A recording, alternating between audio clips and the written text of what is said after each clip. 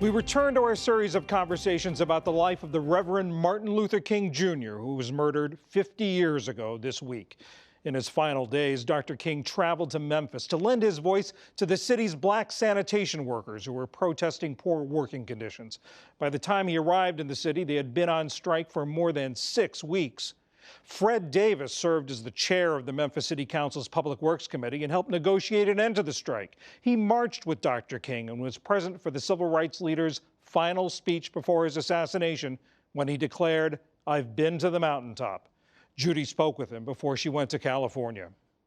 When Dr. King came to Memphis, what was the condition of the sanitation workers? How were they doing?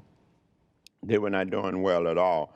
They were making less than $1 an hour, and they were discriminated against in the sense that even at that level, all of the truck drivers were white.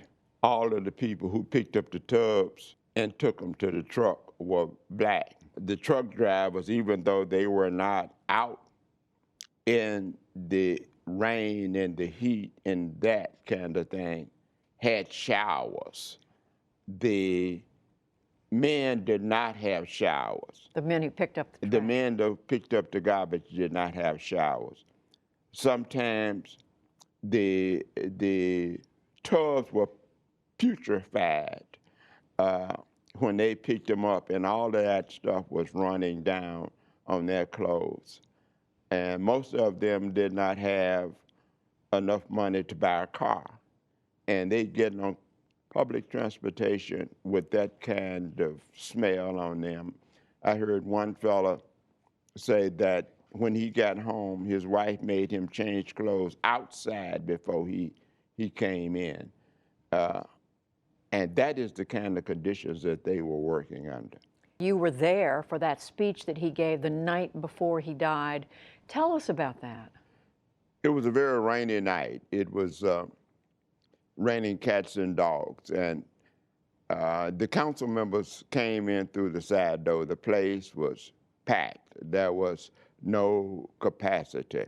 And since there was no room out in the audience, I climbed up some steps that was going up to the edge of the stage. So that's how I can claim to be sitting on the stage when he made that speech.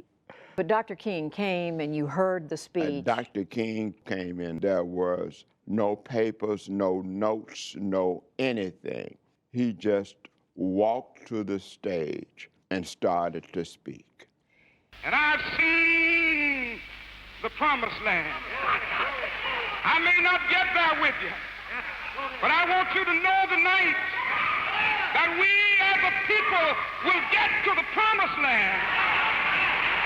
Of course, that was a speech that everyone remembers about Dr. King, but the next time you came in contact or knew what had happened was when he was shot on April the 4th.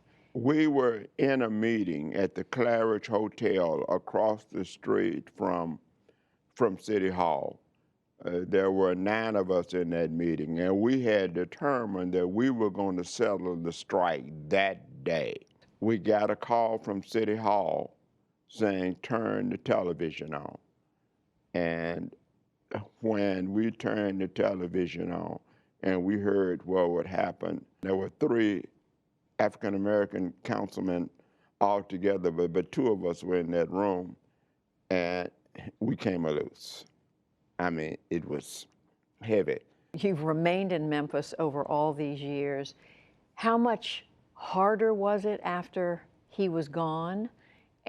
And yet you keep going. How? You have to keep going. The problem doesn't go away. As long as you are black in America, you got a problem.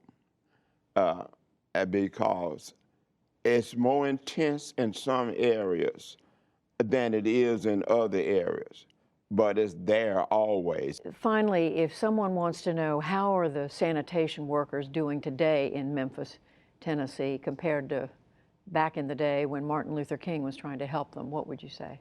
I said the sanitation workers are doing much better. But there is a way to go. There has been some progress.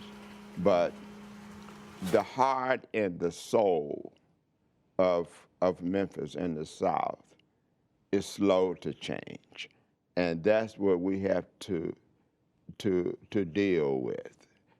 And when I say the heart and the soul, I mean the attitudes of the powers that be to change. One of the things I have said is that you can't keep a man in a ditch unless you stay in there with him.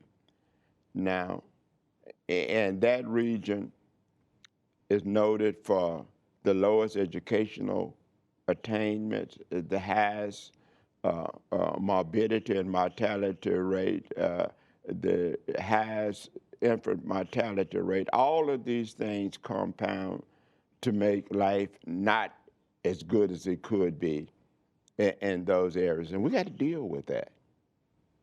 Fred Davis, who was there with Dr. King, working on everything that Dr. King was working on in 1968, and you're still there fighting the fight. Absolutely. Thank you very much. Thank you. Tomorrow night, we conclude our series with special correspondent Charlene Hunter-Galt's conversation with entertainer and King confidant Harry Belafonte.